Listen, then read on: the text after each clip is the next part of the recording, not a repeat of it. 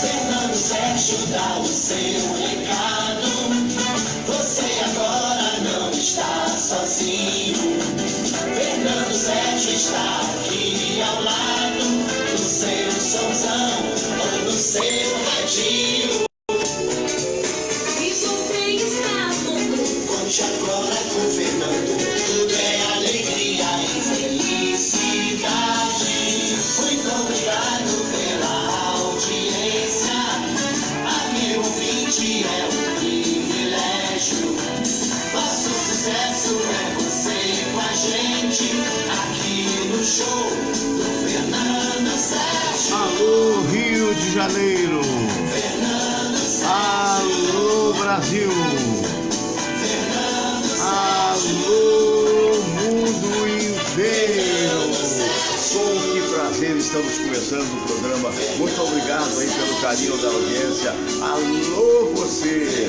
Pois é, olha, gente, um abraço grande a todos vocês que estão sintonizados com a gente.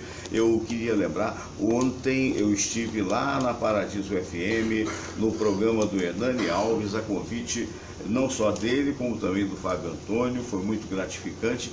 E cada vez que eu vou lá, já tinha algum tempo que eu não ia.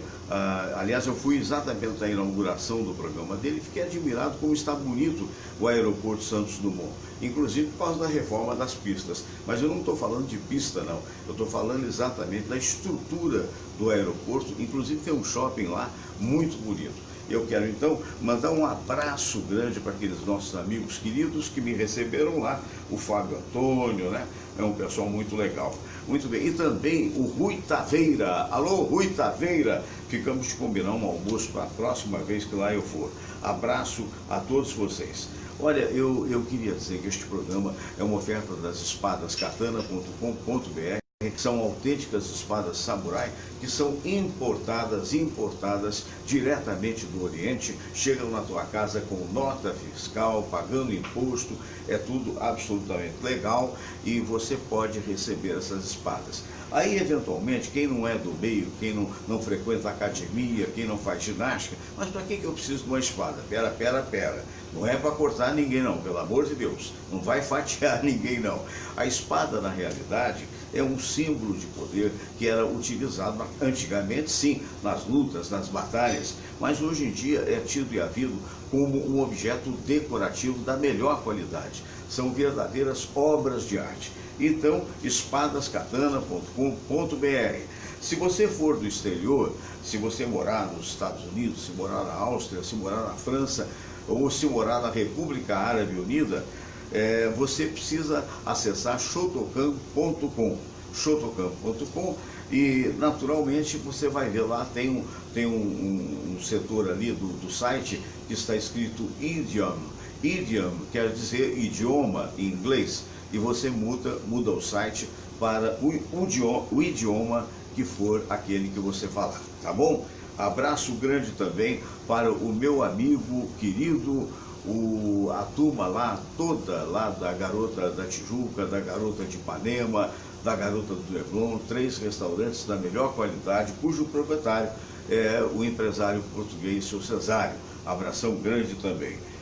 Por falar em restaurante, eu também queria dizer para você que, obviamente, essa época do ano tem que chegar um pouco mais cedo, porque a procura é muito grande. Muito bem. No Mercado das Flores, a Camélia Flores, você encontra a Camélia Flores através do trabalho sempre muito bonito de todos que lá estão.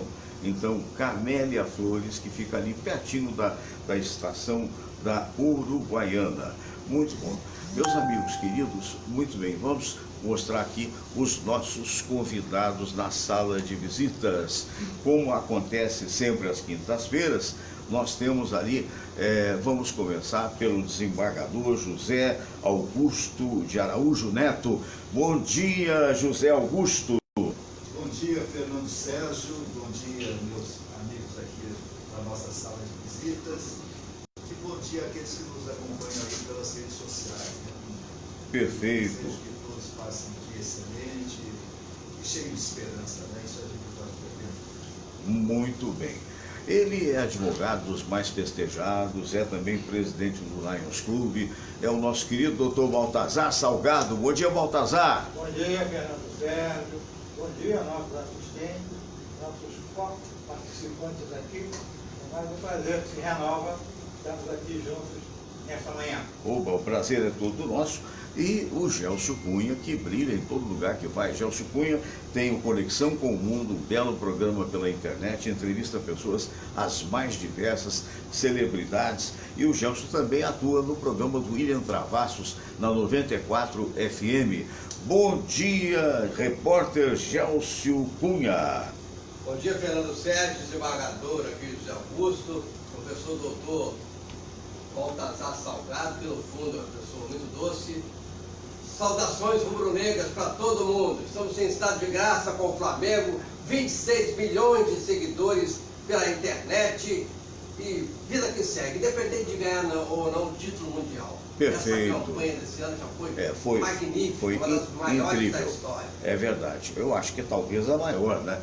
Do ponto de vista maior de um não, clube porque só. Tem que ganhar o mundo primeiro. Só falta ganhar. Não, eu digo com relação ao Brasil, né? Com relação ao Brasil foi impressionante. Ganhou o Sub-17, ganhou o Sub-20, ganhou o Campeonato Brasileiro e ganhou a Libertadores.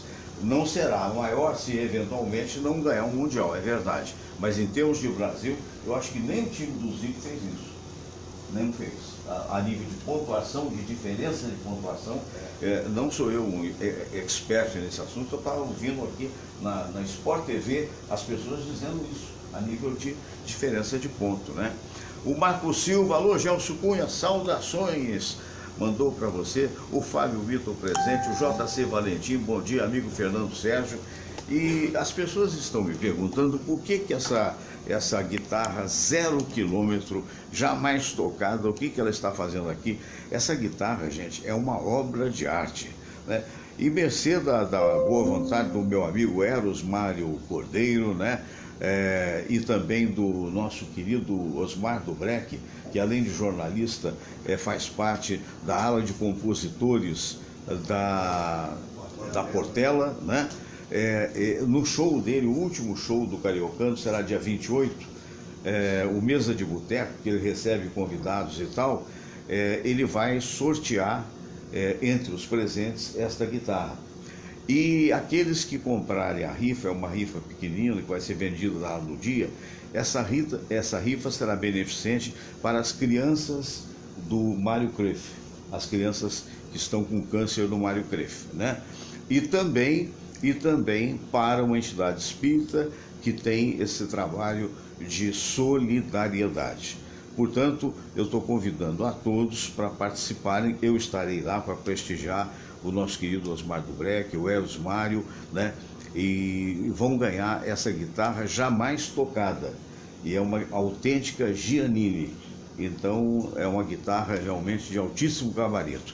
Quem toca sabe e quem é músico tem a certeza de que é um trabalho que vai ser meritório por parte deles, principalmente, mas que vai atender também a necessidade de quem ganhar. Então, dia 28, ali ao lado do Palácio do Catete, a pessoa vai descer ali no metrô do Catete, anda 50 metros, chega na Cariocando. Quem sabe você será o ganhador.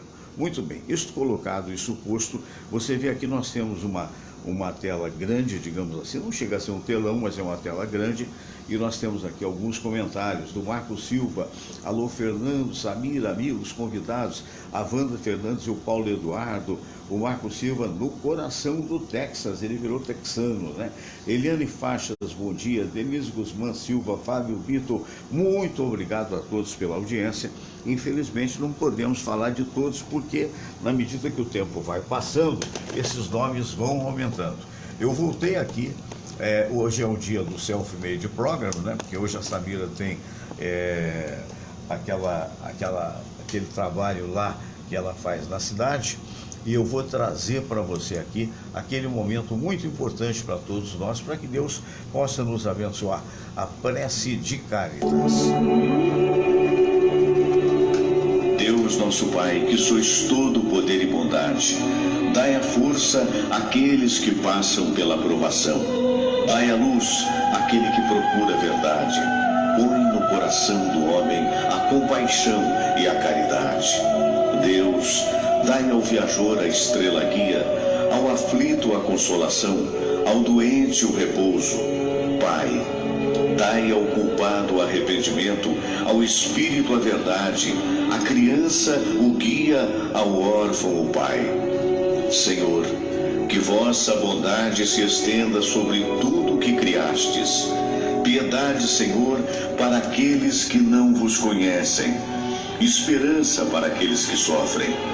Que a vossa bondade permita aos Espíritos Consoladores derramarem por toda parte a paz, a esperança e a fé. Deus, um raio, uma faísca do vosso amor pode iluminar a terra. Deixai-nos beber nas fontes dessa bondade fecunda e infinita, e todas as lágrimas secarão, todas as dores se acalmarão. Um só coração, um só pensamento subirá até vós, como um grito de reconhecimento e de amor. Como Moisés sobre a montanha, nós vos esperamos com os braços abertos, ó bondade, ó beleza, ó perfeição. E queremos de alguma forma alcançar a vossa misericórdia. Deus, dai-nos a força de ajudar o progresso a fim de subirmos até vós.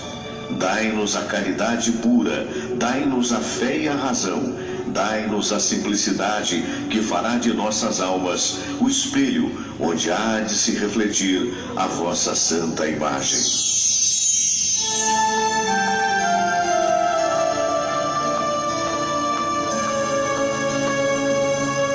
Pai nosso que estais nos céus, santificado seja o vosso nome. Venha a nós o vosso reino, seja feita a vossa vontade, assim na terra como no céu. O pão nosso de cada dia nos dai hoje. Perdoai, Senhor, as nossas ofensas, assim como nós perdoamos aqueles que nos ofenderam. E não nos deixeis cair em tentação, mas livrai-nos de todo mal, porque teu é o poder e tua é a glória, por todo sempre. Amém.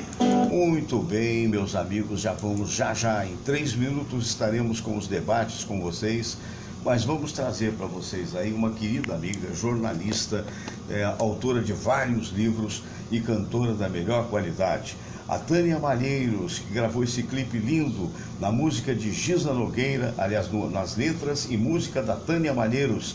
Vamos ouvir e ver A Moça no Espelho.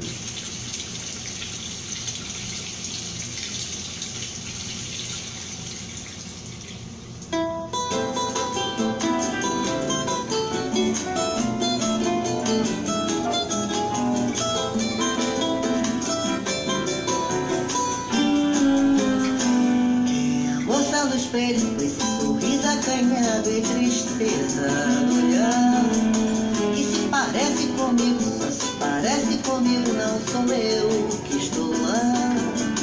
O bom vestido apertado, jogar cabelo pro lado, carregar no batom. A noite ainda é criança, os amigos me esperam e até quem sabe um amor. Encontrar a menina meus sonhos, procurando caminhos que já percorri. Tanta gente que encontro, seja lá pro que for. Estou no olho da vida, sem entender essa pressa, sou só espectador. Essas marcas do corpo são o tempo da vida que eu já vivi. São os certos e errados que foram apertados e pude escolher.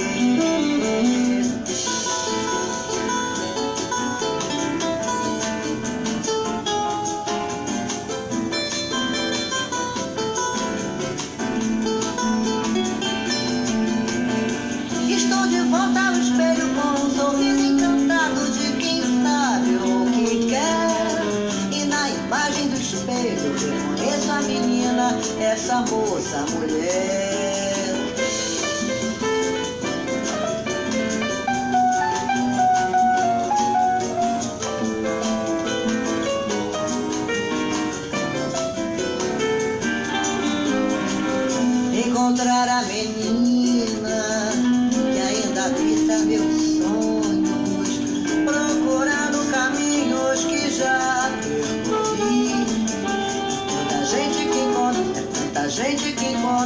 seja lá pro que for. Estou no olho da vida sem ter essa pressa, sou só espectador. Essas marcas do corpo são o tempo da vida que eu já vivi. São os certos e errados que foram ofertados e pude escolher.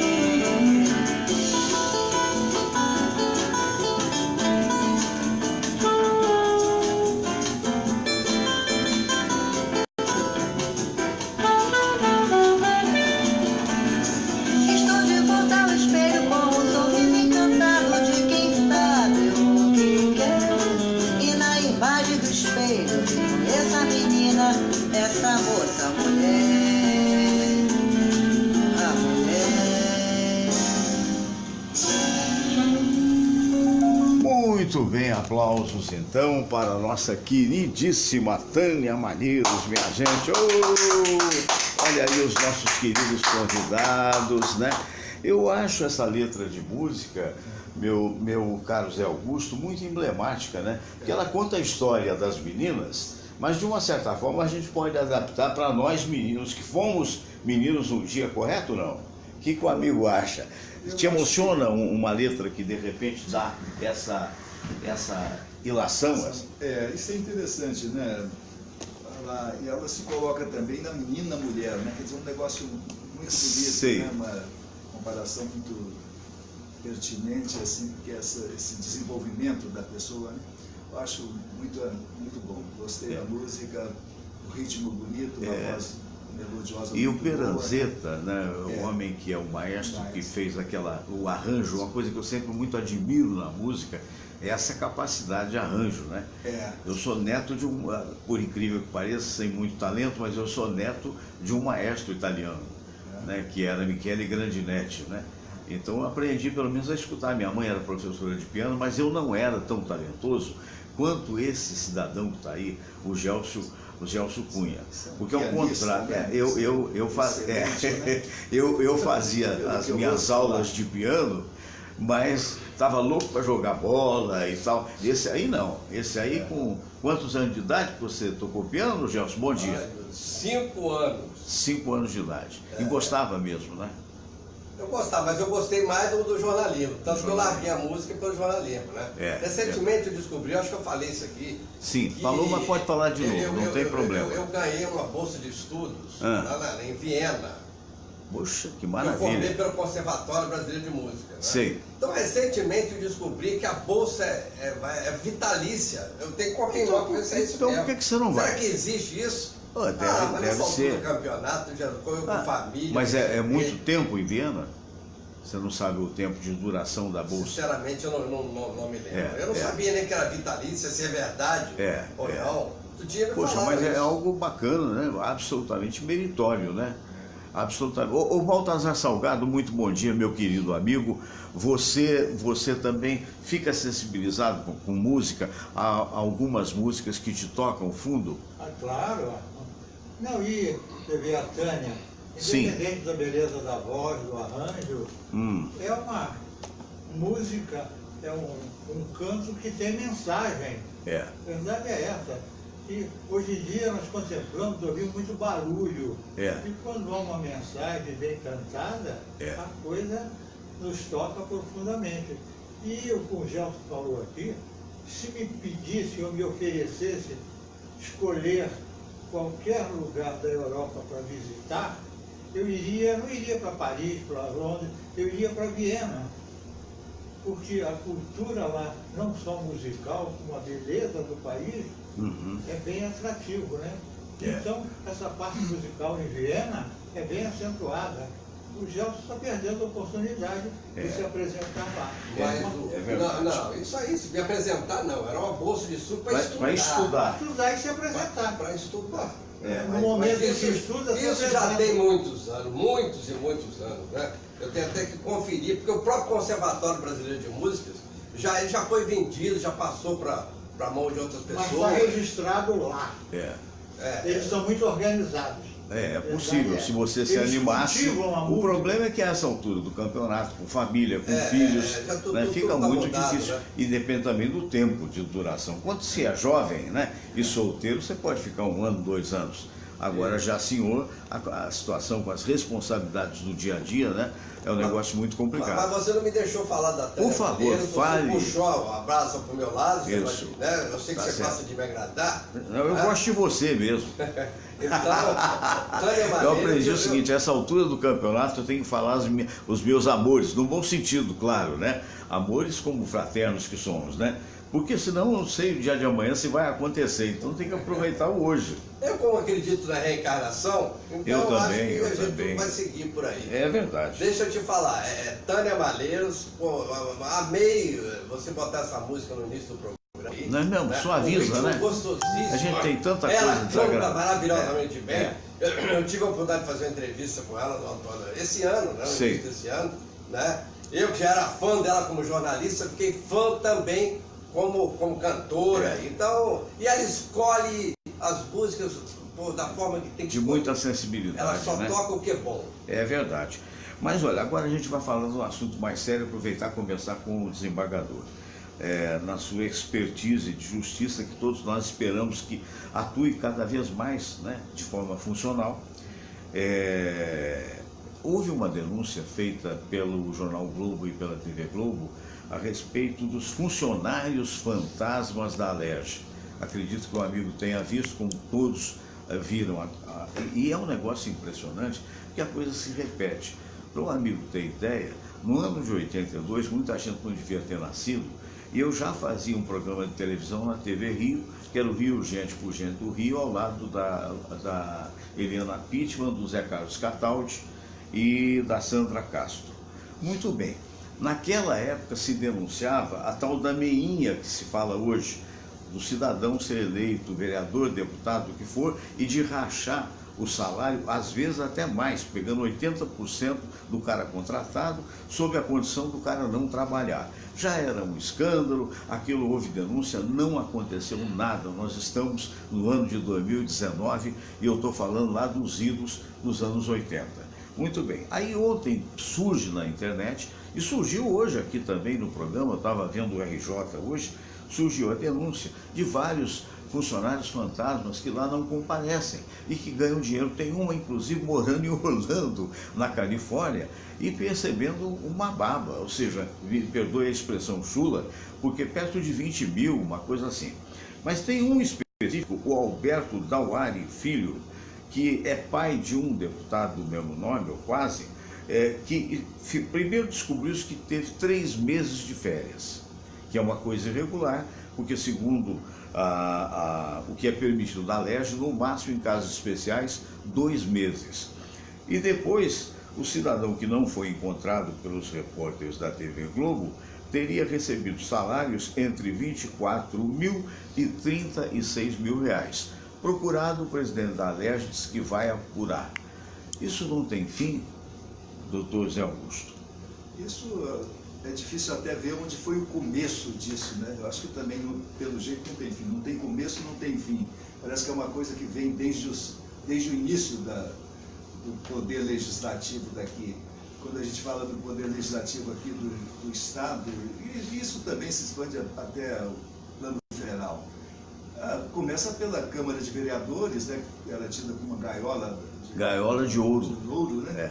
Depois a Assembleia Legislativa, que é uma vergonha. Essa denúncia retrata uma vergonha para o Estado do Rio de Janeiro, para os políticos daqui, que nós temos lá tantos deputados, né? Acho que 70 deputados, isso aí, eu creio que é 70, o número correto, não me lembro. E ninguém toma uma providência, né? Que era para aqueles lá sérios estarem tomando providência contra isso. Mas não, parece que ali é todo mundo envolvido naquele negócio de uns gabinetes enormes, que pessoas que trabalham em gabinete, ninguém sabe quem trabalha, onde trabalha na Câmara não sabe. Na Assembleia Legislativa. Quer dizer, são 5 mil e tantos funcionários. Quer dizer, será que há necessidade de uma Assembleia Legislativa ter 5 mil e tantos funcionários, se colocar lá dentro, todo mundo não cabe lá dentro. Não cabe. Não há espaço físico. E a pessoa está trabalhando fora, trabalho externo. O que coisa é isso? essa, meu Deus? A gente, por exemplo, eu era desembargador, tinha ali 5, 6 assessores. Os meus iam todos os dias, tinha horário, sabia quem era, ali estavam presentes todo dia. Agora você vai na Assembleia lá, quem é que trabalha com você, não sei. Quer dizer, não tem uma transparência sequer na Assembleia para saber o funcionário tal está lotado em tal gabinete. Quer dizer, nem isso eles sabem. Quer dizer, esse escândalo mostra isso. E a própria justiça está de mão atada, né? Também. Porque tem foro privilegiado. Mas eu acho que aí tem que apurar. Isso, o foro privilegiado não impede também a apuração, não. Eu acho que isso tem que ser apurado. Eu acho que o Ministério Público existe para isso e a Justiça também para isso, né? Para apurar esses fatos. Porque pode chegar ao Supremo. Pode chegar foro privilegiado é Brasília. STJ, ao Supremo. Agora, o que é o escândalo maior são os salários que recebem para não fazer nada, né? Exatamente. Os salários acima de 20 e tantos mil reais, 30 mil reais, sujeitos que não aparecem lá. Quer dizer, se ganhassem 200 reais era muito, porque a pessoa não aparece. Não vai. Né? E quanto mais ganhar, 20 e tantos mil. Essa é uma vergonha tremenda. É deplorável, lamentável. Quer dizer, né? uma coisa escandalosa. Para todo mundo que ganha o seu dinheiro honestamente, é uma vergonha, né, Gelson? O brasileiro é aquele negócio, tem vergonha de ser honesto. Quer dizer, é um otário, parece o brasileiro. Foi o nosso Rui Barbosa. Rui Barbosa, né? Já dizia isso. É vergonhoso. Triunfar as unidades, né? Tanto não é mesmo? poder se agigantar nas mãos do mal. O homem chega a ter vergonha de ser honesto, quer dizer. Mas é preferível ser honesto, sabe? Mas é preferível ser honesto, é questão de consciência, a primeira coisa, e segundo, ter a paz, né, tranquilidade, e saber que está fazendo o correto. Exatamente. É uma vergonha essas pessoas desse jeito, os que se sujeitam a isso, que se sujeitam às rachadinhas, que é outra coisa também. Tenebrosa, o sujeito entra lá, não exerce atividade, recebe um salário, reparte o salário dele. Com o tubarão. O pretexto é não para as campanhas. É pro bolso mesmo. Que é isso? 4 anos antes. Indecência. Né? Gelson. E às vezes essa rachadinha aí é com mais de uma pessoa, 2, 3, 4 pessoas. Não é? Aí. Só que isso não é novidade para ninguém, isso já existe há décadas, né? Há décadas. E não só na cidade grande. Mas não se faz nada, o escândalo é a mesma isso. coisa. Câmara dos Vereadores, é difícil. Eu não posso falar que em todas as câmaras acontece isso, porque eu não conheço. Não é? Mas pelo menos as que eu conheço, entendeu? Acontece isso. Direto. né? Isso que o filho do Bolsonaro está sendo acusado aí, de fato, é uma vergonha. Procede. Né? Mas por que eu acredito que eles não batem de frente, não falam isso que eu estou falando aqui, que existe em tudo quanto é lugar? Justamente porque o Bolsonaro precisa da classe política, porque senão ele não vai tocar o Brasil. Então ele não pode, né, jogar lenha no ventilador, isso? Lenha na fogueira. Na fogueira. Então é isso aí, mas aí a pessoa que está ouvindo, então não tem jeito. Muito difícil, muito difícil. Doutor... É por isso que a gente que já está com a idade avançada, né? Às vezes, pera aí, deixa pro mais jovem. Só que o pobre do mais jovem não sabe de nada, ele acredita no que o professor fala. Exatamente. O professor fala, o professor falou, então tá falado. E não é bem assim que acontece. Como é que você se sente, advogado, trabalhador, pessoa honesta, como é que você se sente, de repente, percebendo que tem gente que jamais foi à Assembleia, jamais foi à LERJ, que mora em Orlando, numa casa de luxo, e que de repente recebe entre 20 e 30 mil reais por mês por conta de um deputado qualquer? Esse caso específico do exterior, eu acho também vergonhoso. Ocorre que eu conheço essa parte da Assembleia Legislativa, porque o Roberto Figueiredo, o homem do Repórter Sereno, é meu afilhado de casamento, fui advogado dele, enfim, somos muito amigos. Eu o levei para a política, ele se elegeu deputado estadual, foi constituinte, eu ajudei até na elaboração da constituinte aqui do Estado, e durante 3 anos e meio eu fui assessor especial do gabinete dele, eu dava assistência jurídica. E eu tenho registrado, talvez, quase 2.000 atuações que eu tive das pessoas que o procuravam. Agora, a Assembleia Legislativa ocorre o seguinte: tem aqueles que passaram por lá e deixaram seus parentes, mulher, filho, que depois da Constituinte foram todos efetivados, sem concurso, sem nada. E esses que não aparecem, mas tem um grupo que trabalha, a verdade é essa. Porque cada gabinete tem uma parte que são funcionários efetivos. Sim. E a outra são funcionários contratados pelo deputado.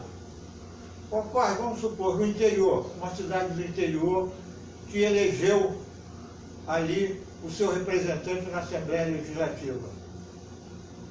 O deputado, ele está aqui, no plenário, nas comissões, e ele tem que deixar, lá na sua cidade, um representante, que ele não vai receber todo mundo, que o eleitor, ele procura quem votou. Vai pedir uma internação, enfim, uma intercessão em algum cargo, coisa que o vale, um concurso que foi feito e não foram chamados. Ele tem que ter um representante lá no seu reduto. Mas isso também é uma conversa muito interessante, né? Isso faz parte. Porque, de repente, é um apadrinhado que tem lá que vai fazer outra coisa inteiramente diferente. Não, mas no caso aí... Isso é uma esperteza, isso é uma esperteza. Ocorre também, mas é lígimo o deputado ter um representante que será o elo com ele na cidade. Muito bem, fica à disposição. O certo seria ele. Como antigamente havia aqui, que acabou, era uma vergonha. Contratava um médico, a Assembleia pagava, ele abria aqueles escritórios sociais, enfim, que o médico atendia todo mundo em nome do deputado para conseguir voto. Esses centros sociais acabaram, a lei veio e acabou. Agora, tem deputado sério, enfim, deve ter em algum lugar, eu imagino. Aqueles que estão lá trabalham, e às vezes que o deputado, o funcionário, tem aqueles que trabalham correspondência, mas tem outros também no exterior. No exterior não no exterior lá fora, mas dentro na Flórida, do estado, ou seja, na sua comunidade. Isso ocorre e eu acho lígimo. Agora, não é ter gabinete com 63 funcionários? 50, é muito. Teria que mitigar um pouco isso. Agora, tem gente que trabalha lá. Eu conheci muita gente que trabalhava, que redigia, enfim, projeto de lei, enfim, ajudava, auxiliava nas comissões que funcionam nas assembleias, independente do plenário, é que quase não aparece. São as comissões. Nas comissões, o político, o deputado, o senador trabalha muito. No plenário é discutível. Muito bem, apresenta ao contraponto, mas essa questão que veio à tona agora foi a questão vergonhosa. No exterior, gente que era sobrinho, filho de um deputado que passou, que está lá, que ficou 3 meses de férias. Como todos os segmentos da sociedade. O repórter da Globo. No serviço público, tem gente que é apadrinhado lá do diretor, que não vai lá, é amante, enfim, ninguém é. Então havia aí, antigamente, nos INAMPs, o que havia? Verdade, era bailarina dos dances que eram nomeadas, que não apareciam. Isso sempre houve. Agora, tem um grupo que trabalha efetivamente. Dr. Hernando Sampaio está mandando um abraço para todos os debatedores, ele que é oncologista, nosso querido debatedor aqui, eventual também, e, aliás, uma pessoa, quero agradecer ao Dr. Hernando Sampaio. O Dr. Hernando tem 45 anos como oncologista do INCA, né? E brevemente estará conosco aqui mais vezes, mais a miúde. E ele é um homem de tal seriedade que ele consegue, e nos trouxe recentemente, mais de R$3.000 em remédios que a gente teve a oportunidade de passar para as mãos do Dr. Cícero Munhoz para serem doados para as pessoas necessitadas, remédios caríssimos, cujo frasco de cada um custa em torno de R$250. E recentemente ele repetiu esse gesto. Eu quero agradecer, não sei se ele viu quando o Dr. Munhoz esteve aqui, agradeceu pessoalmente a ele, e mais do que eu, ou que o Dr. Munhoz, as pessoas carentes num país tão necessitado de uma coisa chamada honestidade e mais do que isso, fraternidade, né? A gente tem mais que agradecer. Mas eu queria, mudando um pouco de assunto, a não ser que alguém queira falar mais alguma coisa a respeito, é o seguinte: eu me lembro de uma época, doutor Zé Augusto, que eu cheguei aqui no Rio de Janeiro, eu ficava maravilhado com aqueles enfeites de Natal que haviam nos postes, né? Ali na entrada de Copacabana tinha aquela coisa bonita, né? E hoje não tem mais nada. Nem me corrijam se eu estiver errado, nem a árvore de Natal da Lagoa Rodrigo de Freitas, eu acho que esse ano não tem, né? Tem? Esse ano Vai ter? Ainda não foi inaugurada, né? É. Por que de repente é o estado calamitoso da Câmara de Vereadores ter aprovado um orçamento com um rombo de 2 bilhões e 200 milhões, apesar de recomendado pelo Tribunal de Contas que não aprovasse, os nossos edis foram lá e aprovaram? Isso é o resultado que acontece em todo o país, não é só do Rio de Janeiro, não, da cidade do Rio de Janeiro, do estado do Rio de Janeiro. Isso é um empobrecimento que o Brasil teve nesses últimos anos, né? É uma máquina, essa coisa que a gente estava discutindo, uma máquina pública que é caríssima, quer dizer, o dinheiro todo vai embora na administração pública. No né? ralo. Câmaras de vereadores, nós temos 5.700 municípios, 5.700 municípios, municípios com menos de 5.000 habitantes. Ver se é possível ter prefeito, Câmara de Vereadores, tudo isso é gasto. Isso se reflete em tudo, reflete depois no desemprego, porque o dinheiro não é aplicado em coisas construtivas. Então, é um empobrecimento que a gente vê. Eu acho que não é nem questão de desestímulo, não. Eu acho que é questão de falta de dinheiro mesmo. Eu acho que o povo hoje está numa situação difícil, as empresas também vivem em situação difícil, a gente vê tantos e tantos restaurantes aí, bares, fechando, indústria fechando. Você vai em São Paulo, lá tem uma área que era de indústria lá, todos os galpões, todos parados, abandonados. Quer dizer, isso é o retrato desse país que ficou aí à deriva durante muito tempo, né? E a situação é essa hoje, a gente vê esse país, isso você vê na época de final de ano, você vê também no carnaval, que também o carnaval também não existe como havia também decoração, também. Essa coisa e a toda. pessoa também tinha mais motivação também, porque vivendo melhor. A pessoa em dificuldades financeiras, o sujeito que está com cheque virado lá no banco, com a conta virada, saldo devedor, o sujeito não tem motivação para estar fazendo enfeites de Natal, colocando nos prédios, como a gente tinha antigamente, né? Prédios enfeitados, agora a gente lâmpadas. Quase nada disso acontece. É uma pena, né, Gelson? É uma pena. É uma pena, mas eu acredito que esteja acontecendo com o Brasil de hoje, o mesmo está acontecendo com a seleção brasileira. Né? Seleção brasileira, a última Copa do Mundo não foi, a gente já sentiu que não teve aquela festa na rua, já não teve também toda aquela decoração que tinha, não é isso? E a seleção brasileira ela não empolga. Seria tão bom que se a seleção brasileira de futebol tivesse empolgando como está o time do Flamengo. Né? Não estou Sim, mas acho importante, não. É isso. Isso podia ser qualquer outro time que tivesse atingido o patamar que o Flamengo atingiu. Então, eu acho que acontece a mesma coisa. Como a gente está falando do Rio, tem que falar do Rio de Janeiro. Né? É verdade que a crise está aí, mas se você tiver um mínimo de criatividade, mesmo sem dinheiro, você consegue fazer as coisas. Você sabe que consegue. Se tiver vontade, faz. Claro, tem que ter vontade, tem que pedir apoio, que tem de gente com dinheiro também no Brasil, tem muita gente com grana. Né? Outro dia eu estava num programa, aí lá do William Travassos, da certo, 94 abraço pro William. Isso, brigadeiro, esse é um fã também. Eu gosto muito dele. Ele é um baita do comunicador. O horário dele qual é? De 9 às 11 pela 94 FM. E todos os dias, de segunda a sexta. De segunda a sexta. Tá. Com a sua presença eventual, né? Exatamente. Tá. Mas então, eu estava conversando com ele lá, falando a respeito da... Como eu tive sempre muito contato lá com a Santa Casa de Misericórdia, sim, né? Antes do problema que ocorreu. Que teve lá com o Tarrazaru, né? Uhum. Que morreu como malfeitor, ele de fato, ele de santo não tinha nada, mas junto com ele tinha um monte de gente que sabia tudo que ele fazia. Uhum. Não é? Sei. Então, como eu passei lá pelo menos uns 30 anos, né? Tendo contato ali, sem receber dinheiro nenhum, sem receber grana nenhuma, porque o meu vínculo de amizade com a Santa Casa era para ajudar as pessoas. E ao longo dos anos, a gente, através da Rádio Globo, a gente ajudava muito, não só enterro, era velório, enterro, era internação, era cirurgia, tudo que você precisava na Santa Casa, o ouvinte da Rádio Globo que pedisse, conseguia, é verdade, fui testemunha Você disso. também conseguiu várias Sim. vezes, não só pela Rádio Globo, a imprensa de uma forma geral. Né? Hoje, eu fico deprimido porque eu não consigo ajudar mais ninguém, porque a Santa Casa acabaram com a Santa Casa.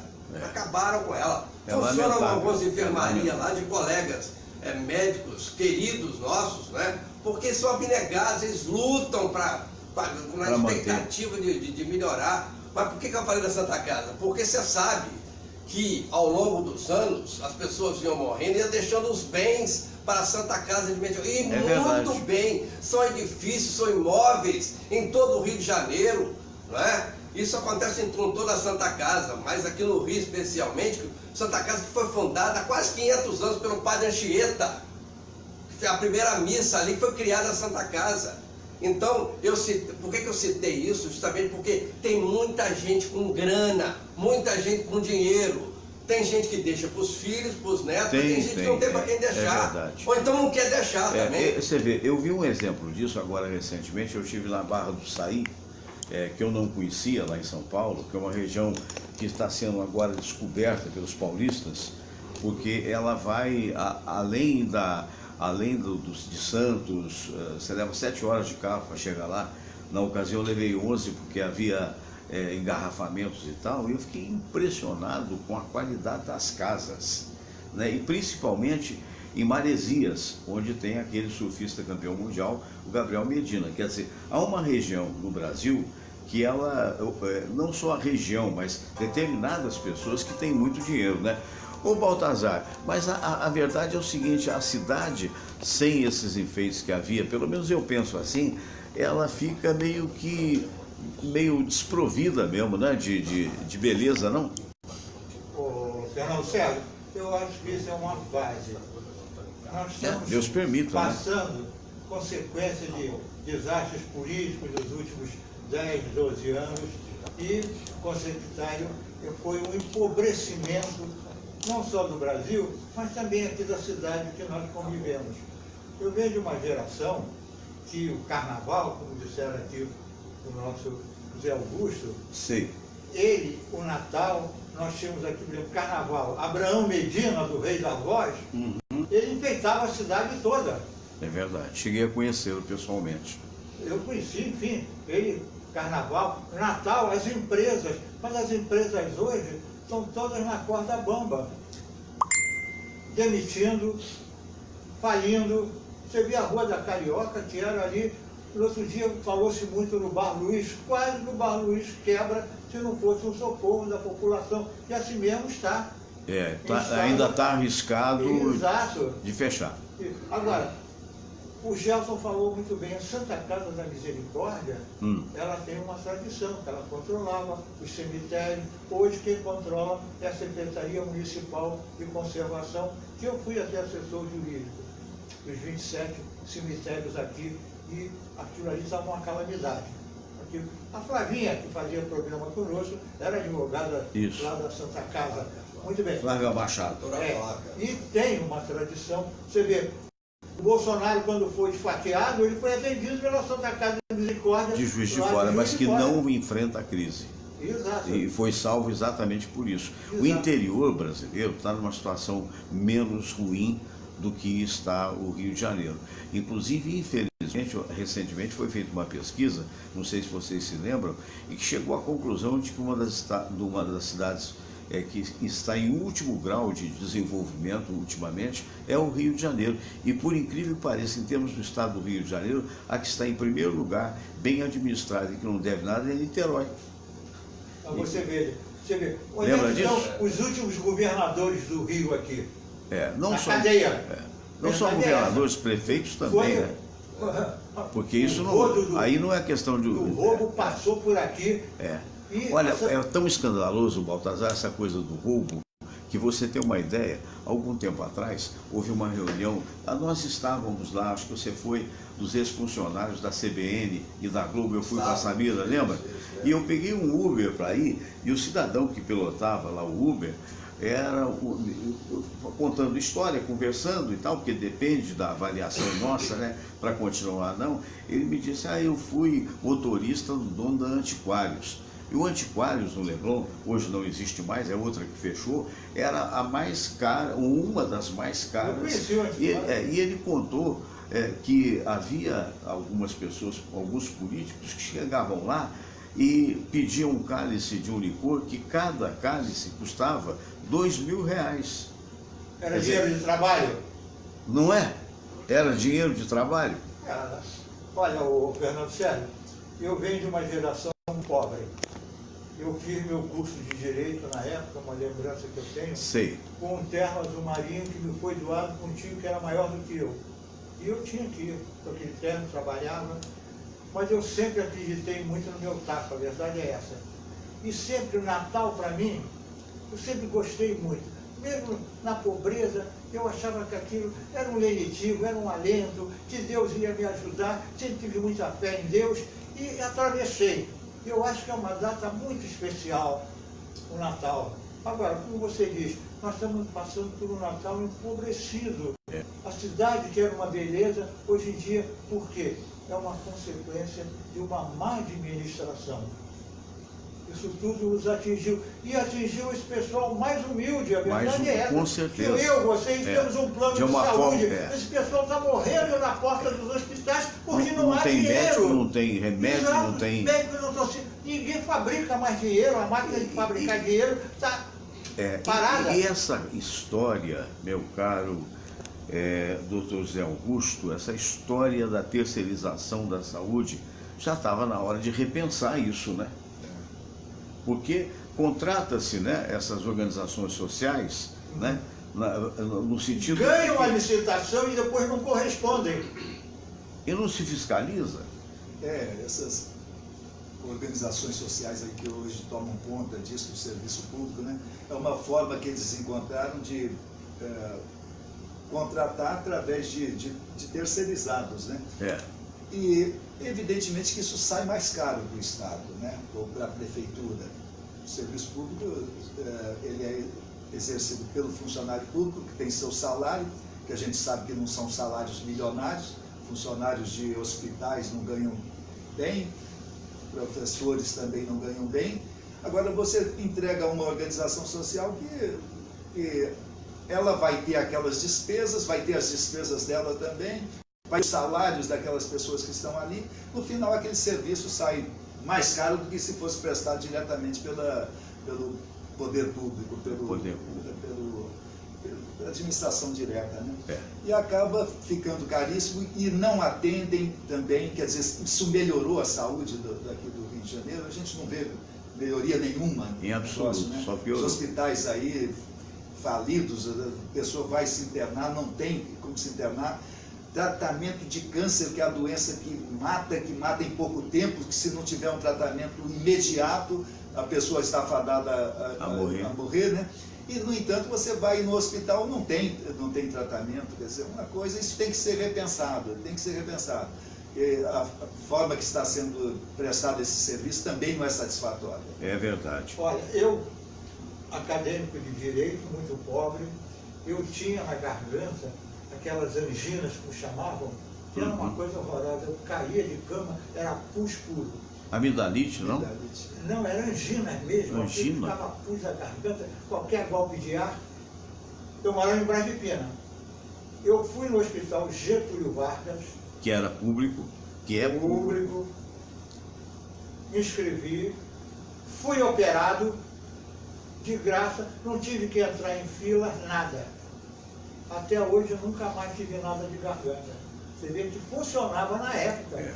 Os hospitais públicos, você chegava, não tinha essa fila, se bem que aqui naquela época ainda era Distrito Federal. A verdade é essa. Nessa época, mas no geral, o Baltazar, onde foi salvo o presidente Bolsonaro, na Santa Casa de Misericórdia, eu devia ter o quê? Uns 5 ou 6 anos. Meu pai era gerente da Texaco e na época se desentendeu, saiu fora, e naquela época ninguém falava em plano de saúde, né? E ele, quando saímos do Paraná, de Londrina, onde ele exerceu essa gerência, fomos de carro até Juiz de Fora, que ele gostou muito de lá e tal, tinha um dinheirinho para tentar abrir um comércio, como ele acabou fazendo depois, mas precisava ser operado onde? Na Santa Casa de Misericórdia de Juiz de Fora, de uma úlcera do adenal. Não só foi muito bem sucedido, não custou absolutamente nada, como ele viveu mais de 40 anos após. Quer dizer, é um exemplo que não era só uma coisa do Rio de Janeiro, né, Gelson?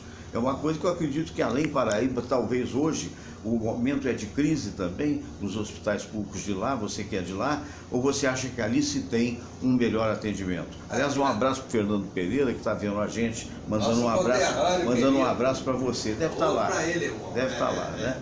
Você foi muito feliz, é como você disse, que a crise não está só aqui no Rio de Janeiro, em qualquer lugar, mas tem Tem exceções. Tem determinadas cidades, determinados estados, principalmente o estado de São Paulo, que parece de fato um outro país. Um outro país. Eu tenho ido com mais frequência Eu em São tenho Paulo, ido também, ultimamente, é verdade. é verdade. E vou já começar pelo asfalto, né? Começar pelas calçadas pelas também. calçadas, pelo respeito. Pelo respeito. Claro que tem as regiões mais perigosas, controladas também por traficantes milicianos, tem também, não tem dúvida. Mas não é como o Rio de Janeiro. O Rio esculhambou geral. Não é? O Rio esculhambou. E não tem esse negócio, porque eu sou rico, classe A, não. Porque qualquer lugar do Rio hoje é perigoso. Nós estamos vivendo um estado de guerra. Não é? É verdade. Então, eu acho que tinha que começar tudo de novo. Do jeito que tá ficando feio. Você não pode perder a esperança. Mas no Rio tá difícil você acreditar em alguém. Tá complicado. Você não tem sentido o país atravessando uma das piores crises da história. E esses caras aumentarem o valor do fundo partidário, aumentaram, rapaz. Não tem cabimento. Fundo partidário, para quem não sabe, é uma grana que vai para esses políticos safados. Não estou falando todo mundo, não. Tem as exceções, né? Para esses bandidos aí da política brasileira. Assim de memória, dá para contar 3 exceções? Tá difícil, né? Não, mas eu aposto, não vou falar o nome aqui. Não, porque a gente corre o risco você conhece. Mas eu conheço. Mas é bom não afirmar, não, porque a gente não tem certeza. Não posso afirmar o nome, não. Né? Mas eu tenho Esse também é o que problema. deixar. Eu tenho que deixar também uma abertura, porque se alguém de repente pede o direito de resposta, eu falo, como eu fiz com o Francisco Dornelli uma vez, já contei aqui. Vai aí. Já contei. Mas Haroldo de Andrade, eu tenho um comentário mais ou menos esse como eu fiz. Aí eu chamei os políticos disso que eu chamei aqui agora, mas falei com exceções. Aí o Francisco Dornelles, na época, participava dos debates populares do Haroldo de Andrade, e o Haroldo não tinha bola de cristal, ele não podia imaginar que no meio de tanta gente talentosíssima e honesta naqueles debates iam ter pilantras como Sérgio Cabral, que está preso, e outros aí, não é isso? Então, o Haroldo me manda me chamar lá em cima, na chefia de reportagem, lá da Globo, da CBN, dizendo que o Francisco Dornelles queria direito de resposta, porque eu meti o pau nos políticos.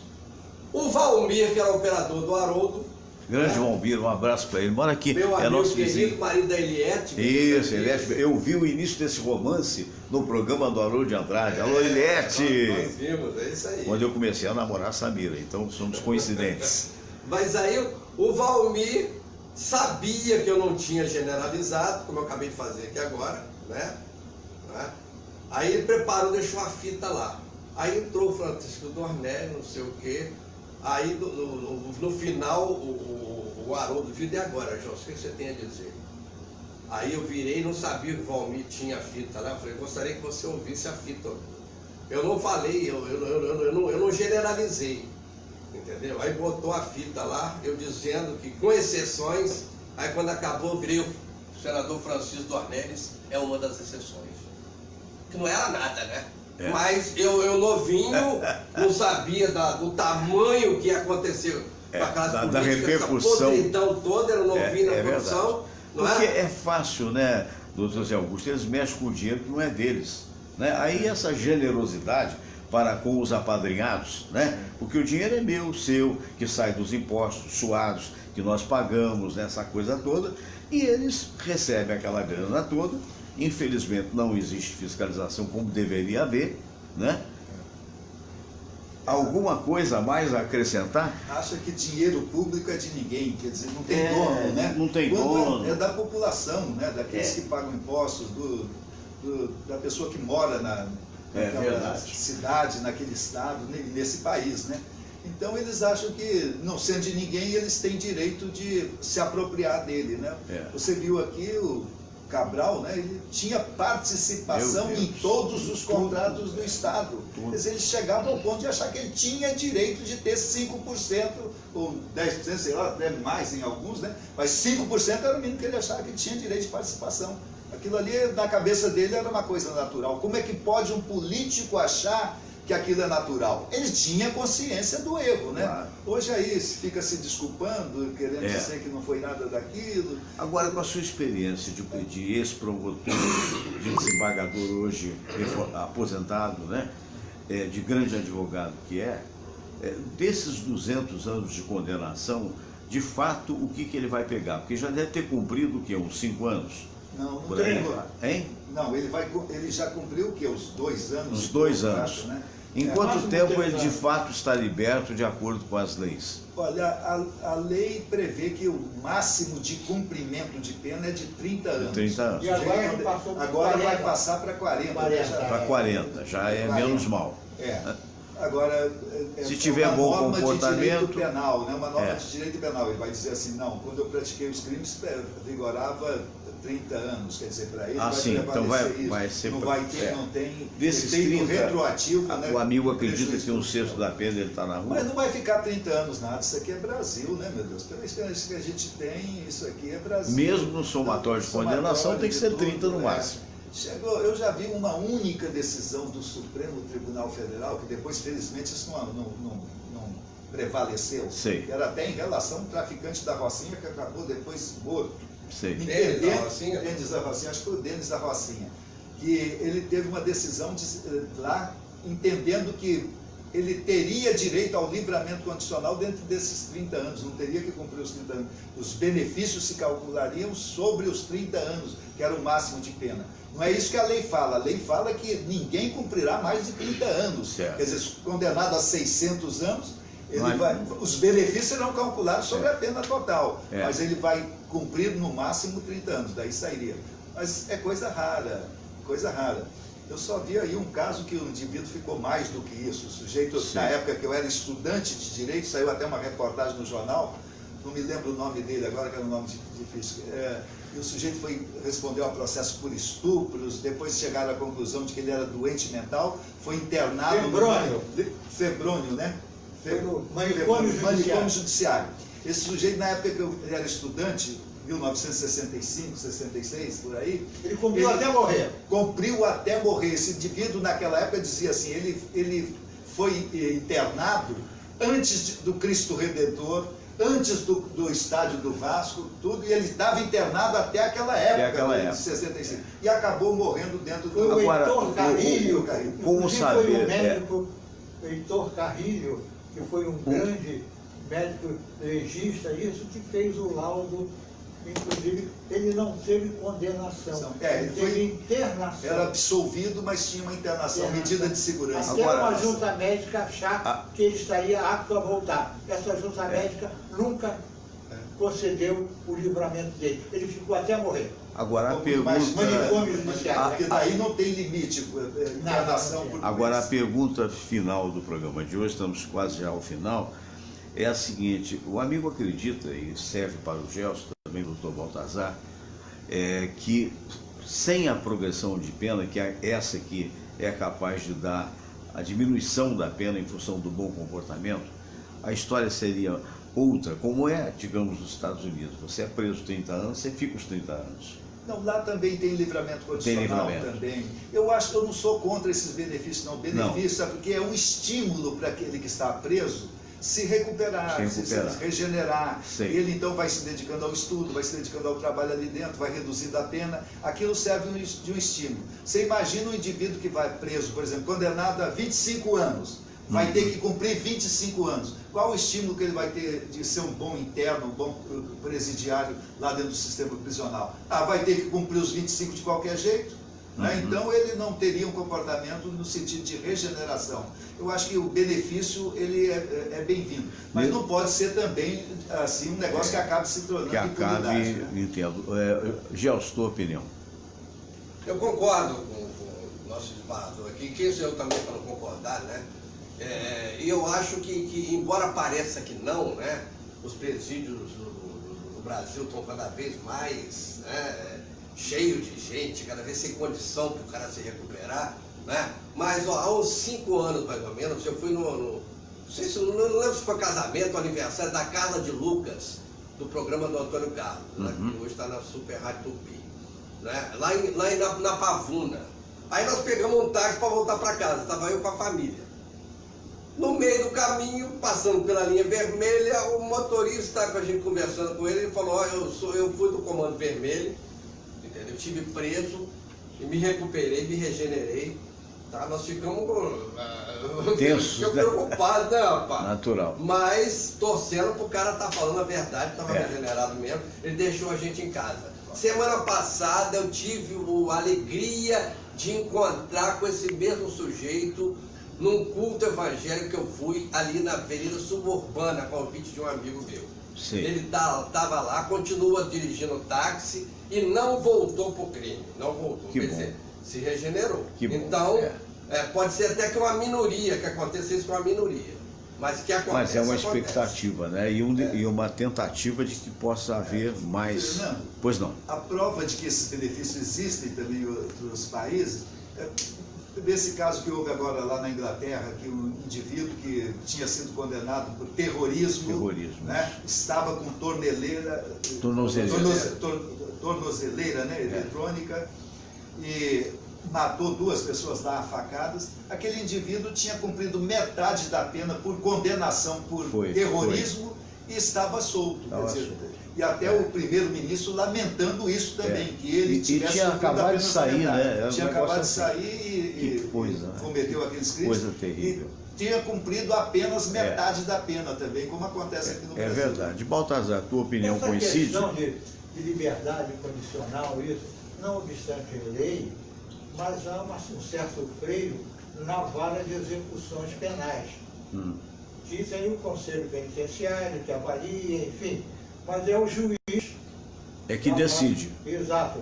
Aqui nós tivemos um grande juiz, depois foi desembargador, já até morreu, que a antiga vara de execuções penais era a 20ª vara criminal, era ali na Presidente Vargas. O João Claudino de Oliveira Cruz. E o promotor era o Pessegueiro do Amaral e o defensor era o Gama Malcher, que chegou a presidente do tribunal. Muito bem, o preso ele era bem avaliado a conseguir qualquer benefício dessa natureza. Foi colega aquela história, mas antigamente no foro nós encontrávamos todos Evandro Lins e Silva, grande advogado, piauiense, enfim, um orador de primeiríssima, e ele dizia sempre: condenar, prender, não é a coisa tão simples assim não. Faça o homem ficar pobre, tira o que ele tem. Ele achava que a condenação maior é tirar os bens daquele que fez mal à sociedade. Mas há necessidade desse cerceamento de liberdade a alguns indivíduos que matam por prazer. Eu me lembro que eu conheci um, quando eu advogava, na 20ª vara, eram 2 irmãos, o Coisa Ruim e o Bitinho. Nossa. 28 homicídios. Meu Deus. 28 homicídios. Quer dizer, a gente tem que estar segregado da sociedade. Por quê? Tem aquele ânimo recante de matar à vontade. Qualquer coisa que lhe contraria, paga com sangue. São esses tipos, mas, como disseram aqui o Zé Augusto, tem que avaliar o preço. Às vezes um réu primário, no estelionato, cumprir 3, 4 anos no meio de perigosos, ele vai assimilar o quê? Vai sair dali, se não vira uma voltar escola crime, de crime, já está né? cooptado. É isso. Cheque sem fundo antigamente era prisão a toda hora. Só tinha um juiz aqui que não dava prisão, já morreu até, não vou dizer o nome, Sei. mas ele não prendia, não. Tem até uma curiosidade, quem deu cheque sem fundo na América do Norte foi o Walt Disney. Era um Mondego. Quem já viu a história, era um sonhador e tal, e ele ia fazendo as coisas dele, dando cheque, e dali a pouco eram pombos, como se falava, ele não tinha como cobrir. E, no entanto, se tornou um extraordinário empresário, hoje já falecido, porém, tudo que ele criou, né, os chamados parques da Disney, cinematografia e tal, eventualmente até pode acontecer isso. Não é o que deve acontecer, mas pode acontecer. Doutor Baltazar, estamos encerrando aí o programa do dia de hoje. Queria aí as suas palavras finais. Mais um agradecimento. Esse contato, você que nos recebeu em casa, é um prazer, é um amigo visitando o outro. É verdade. Esse programa tão descontraído, não é programa, aqui não é nada programado.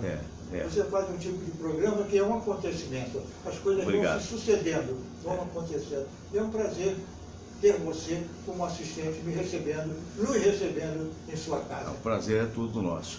O Gelson Cunha, por favor, você vai estar logo mais na 94? Muito obrigado. Não. Hoje não. Hoje eu vou precisar fazer uma rápida viagem, né? Sei. Agora eu nem te falei ainda, mas eu vou tirar férias, né? Então eu vou ficar um período aqui sem poder participar aqui do. Vai tirar o quê? Todo o final do ano? Tirar na verdade eu vou tirar a partir de janeiro. Só que eu vou precisar de ficar ausente devido ao trabalho que eu estou assumindo aí. É um trabalho temporário, mas que eu preciso. Esperemos que na volta, depois de janeiro, você esteja com a gente, né? De repente em fevereiro. Não tem dúvida, se Deus quiser. Tá bom? Né? Muito obrigado. E obrigado a você, obrigado ao desembargador, obrigado ao professor doutor aqui. Exatamente. E principalmente a razão maior de ser do seu programa, né? Que é quem? A turma que acompanha. A turma que ouve, que acompanha. O Fábio Bito dizendo que o Natal começou no coração de Deus e só será completo o dia que atingir o coração dos homens. Bonita frase, né? Falou tudo, garoto. Doutor Zé Augusto. Amanhã a Fraternidade da Comunicação, presidida pelo Dr. Baltazar Salgado, né? É a nossa natalina lá no Novo Hotel. Novo Hotel, lá em Botafogo, a partir de meio-dia ou 1 hora? 12 horas, né? Muito bem. E o nosso querido Dr. Zé Augusto, suas palavras finais. As palavras finais são relacionadas com o que nós discutimos hoje aqui. Nós falamos desses desmandos de políticos, né? De maus políticos, que há os bons. Quero deixar bem claro também, como o Gelson falou, né? A gente decente na política, mas há uma grande maioria que não corresponde àquilo que a gente espera neles, né? Então, nós que criticamos isso todos, me vem à lembrança uma frase que costuma dizer, não, a culpa é do eleitor que escolhe essas pessoas, que tem uns que lá ficam 20 anos, 30 anos, fazem daquilo ali uma profissão, né? Mas não vamos culpar os eleitores, não. Os eleitores votam naqueles candidatos que os partidos oferecem. Então, eu acho que o erro, o defeito nessa política nossa está no sistema partidário nosso. Os partidos têm que ser mais sérios. Não vamos atribuir a culpa ao eleitor, não. Que você vota num deputado lá, aqueles que estão na lista de candidatos. Você não escolhe aquela pessoa que você gostaria de ver lá. Quer dizer, os partidos políticos são os grandes responsáveis também por isso. Eu acho que eles têm que parar para pensar nisso. E a todos um bom dia.